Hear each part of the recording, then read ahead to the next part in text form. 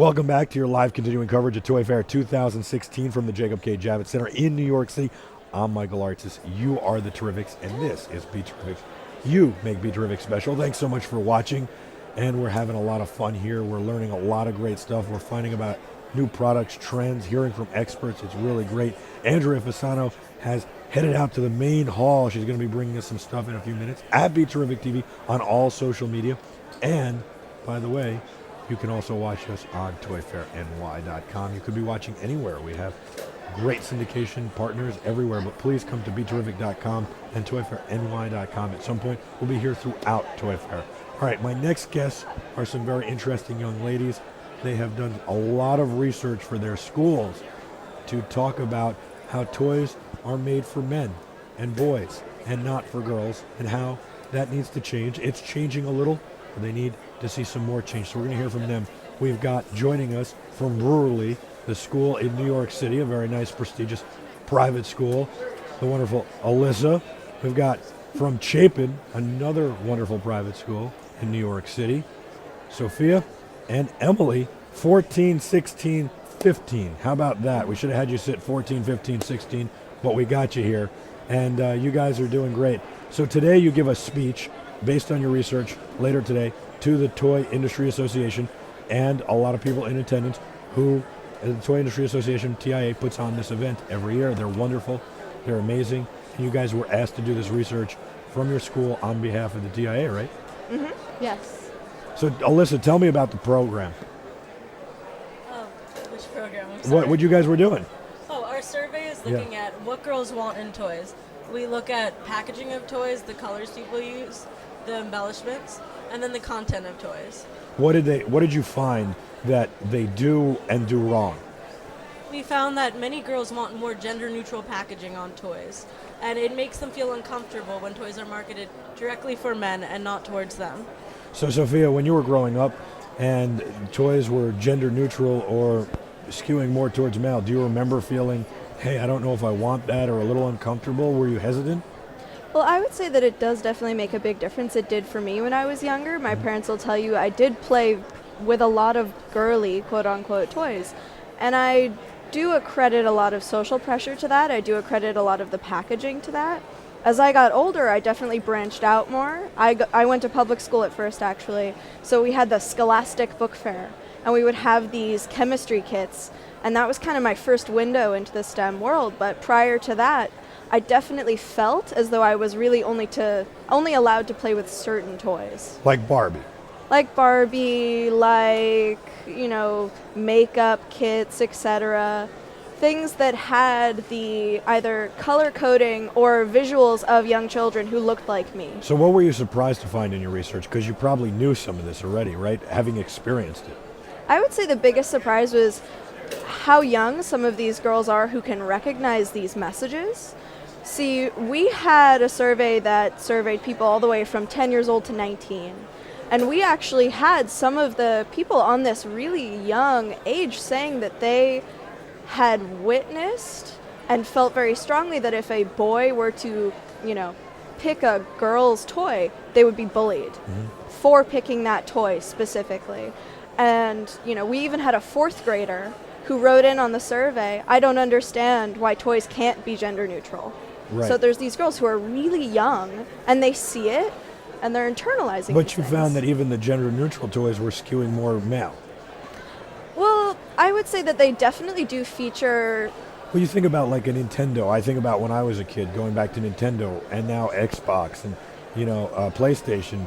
They are more male skewed, aren't they? And that's a very gender neutral toy. Isn't that more male skewed? Well, that toy itself is not intended to be gender neutral. We know that everyone Really? likes it, but it is meant through its packaging and marketing to be liked by young boys. Wow. Girls just happen to have broken in there because it's a lovable toy. I was thinking about music too. Like there are a lot of musical toys. My son likes the musical toys. He's 2.5. They're all gender neutral, but they're all skewed towards boys' colors for the most part. Is that true?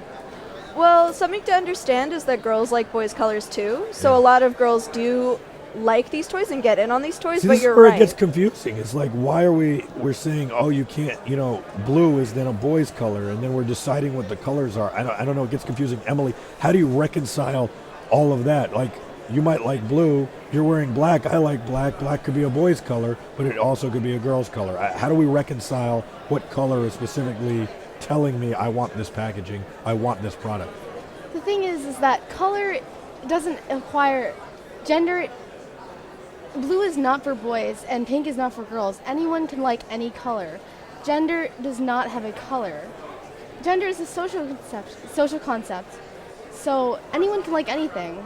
And when you refer masculine toys with blue and feminine toys with pink, then you are setting it up to be like that. But if you don't set it up like that and you put any color for any gendered toys. So you're saying don't pay attention to the colors. Yeah. The toy companies should pay less attention to the colors. Their marketing departments are probably going nuts listening to this right now. They spend so much time and so much research on evaluating what's going to catch their eye. And I got to tell you, I go into Home Depot, I can't put anything together. And I feel like I have to buy everything. All those colors, all those tools, they look great to me. And then I think, oh, I got to have this. I could fill a cart and then walk out with nothing, because there's nothing that I can do with that stuff. Alyssa, were you surprised by anything that you found in your research? I was surprised, again, like Sophia, how young people were able to see that certain toys were meant for them and certain toys weren't, and their reactions toward them. Were you uncomfortable playing with toys or looking at toys that you wanted to play with and saying, oh, that's a boy's toy or this is a girl's toy? Fortunately, I grew up in a family where toys were very prevalent. My mother works in the toy industry, so I was able to grow up playing with toys such as Elenco's circuit sets. So I never felt that pressure, but many of my friends did. I'm so jealous. I didn't even get to play with that. That's pretty cool. So what about where do we go from here? Emily, what do you think? What do we do? Wait, can you repeat the question? Where do we go please? from here? How do we fix this? We fix this by not putting a stereotype on one gender and another stereotype on another. And we basically let all the genders just like what they want. Like, let the kids like what they want instead of putting them into an awkward position to pick To do what that, they have to like. Wouldn't we have to, Sophia, focus on an anti-bullying campaign as well? Because as you mentioned, a boy playing with a girl's toy is going to get bullied. Probably a girl playing with a boy's toy is going to get bullied and called a tomboy, at the very least, right? Well, I would say, just kind of touching on what Emily said, we are looking for further integration of technology into general toys. Yeah.